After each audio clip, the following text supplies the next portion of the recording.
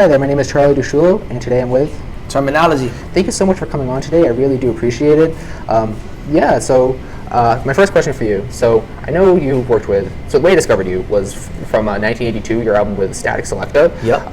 And that's probably how like a lot of people discovered you from your series with him. Right. And I know that you've made like a lot of projects over the years. So I was just curious kind of how you met and how you continue to still make music with him that sounds fresh and unique. Statik's one of my best friends. I met Statik when I was about 16 years old.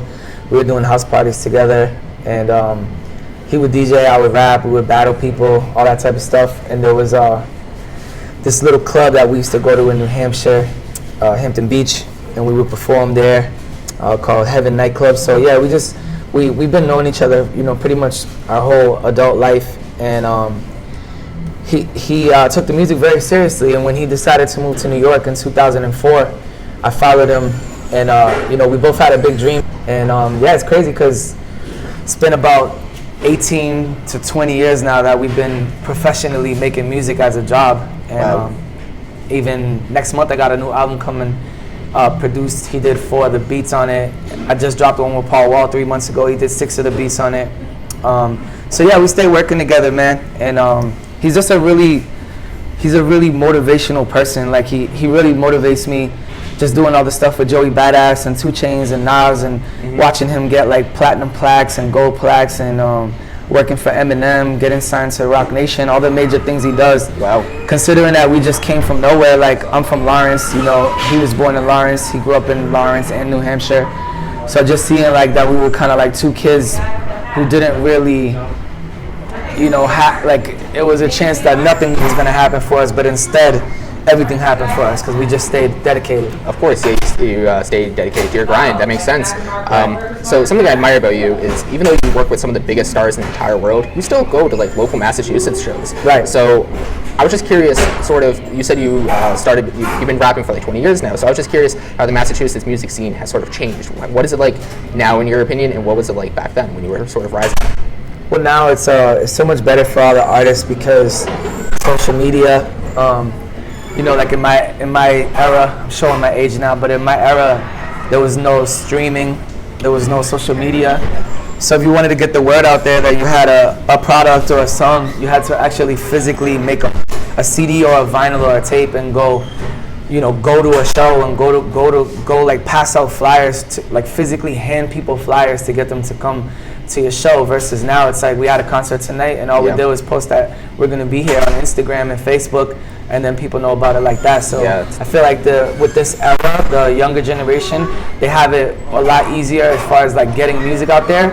You can make a song in your bedroom and then drop it the same day now. In my era, you had to like buy studio time, pay all this money, press it up, wait for it. So it's just like, plus like when I was coming up, there wasn't like current superstars in Massachusetts hip hop. It was like we had like legends like Guru and Edo G and Crumb and different other artists that were like worldwide known, but not like how it is now with like Bia and Joyner Lucas and Billy's and like all these artists that are like stars in their own right now, making hit records and stuff. So I just feel like the Massachusetts hip hop scene has grown for the better over the years.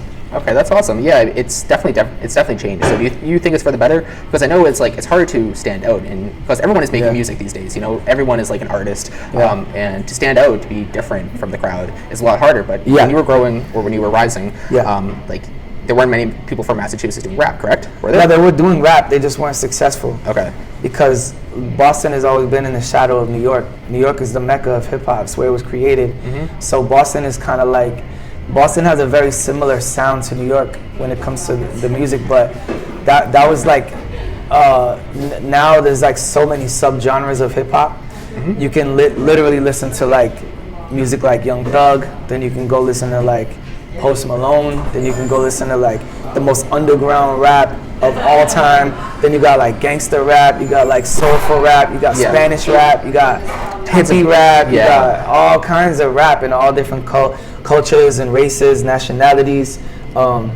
So so now it's like everybody's doing it, and so that's the part where you're kind of saying that it's like it's tough for people to stand out because there's more rappers now than before. Before it was like you had to be good or you got dissed and you wouldn't come back outside until you got good. Yeah. And now it's like anybody, like literally any single person can rap. Like if you go outside right now and there's like 30 people out there, like probably 25 of them rap. Yeah, exactly. It's So like one it's of the like- biggest genres. Yeah, exactly. It's crazy now, you know what I'm saying? So it's hard to stand out, but I like both eras, you know. I'm still a little bit of both. I try to update my formula and move with the times, but then I'm still like an OG with it. Yeah, so for your next album, you were talking a little bit about it, that you're working on it. Yeah. So do you mind just talking a little bit about it? Are you trying to continue doing that more of that OG sound, like sort of the older rap?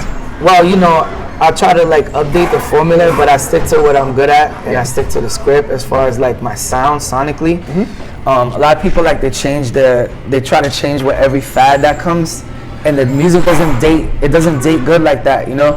Like for instance, there was a time where like everybody was doing like crunk rap, like Little John. Yeah. Then they were doing hyphy where they were like dancing around. Then it was like, then they went to trap. Now it's drill. Yeah. So there's all me being Puerto Rican. They always try to put me in the box to do reggaeton, but I never wanted to rap in Spanish because I like English rap. Yeah. So I never went down that route, but it's crazy because Spanish rap, you hear Spanish rap on the English radio stations now. Yeah, it's crazy. It's massive. It's wild. So it's like, so, you know, but getting to what I'm saying is that I stick to like sonically where I sound good, which is boom bap, soulful, you know, the traditional hip hop, East Coast hip hop, the older stuff. But I stick to that, you know what I'm saying? But even though like you just called it the older stuff, but just yesterday, Joey Bass, who's a younger artist, dropped a whole album that's boom bap. So it's like, it's still new. It's definitely But it's traditional. It's coming back to the mainstream, like acts like Griselda, and as you were saying. Yeah, J. Cole and all J. that. Cole. What I think is really cool about you is you sort of have a really good ear for music. Like you were working with Joey and Griselda before they were who they are today. So just another question for you is like, who do you think is next? Since you have this incredible ear for music, who do you think is next? And there's so many talented people. There's a lot of people that are on their way up. Man, you kind of got me there because I guess the person would have to be like in front of me, but I knew it. Yeah, I knew it about a lot of people. There was a lot of people I just kind of knew that they had that it factor. You know what I mean? To shout out some up and coming cats. There's a kid right now, Ishan. He's opening up for me today. He's really dope. There's a kid that I work with by the name of Fabian. He's up and coming. He's real dope.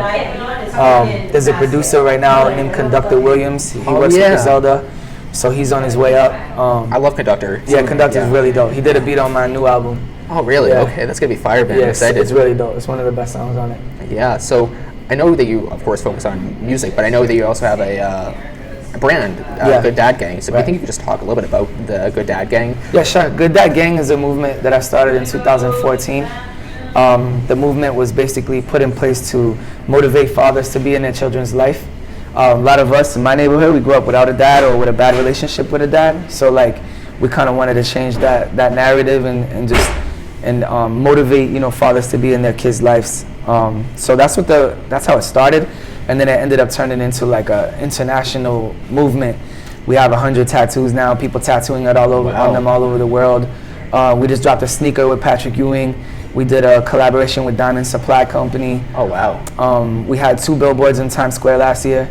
So we was able to take this little idea that I had in my head and turn it into like an actual corporation. Okay, so are you more focused on sort of the merchandising and advertising side as of right now? It's both. Both, okay. Yeah, because we do backpack giveaways, and we give away like every year.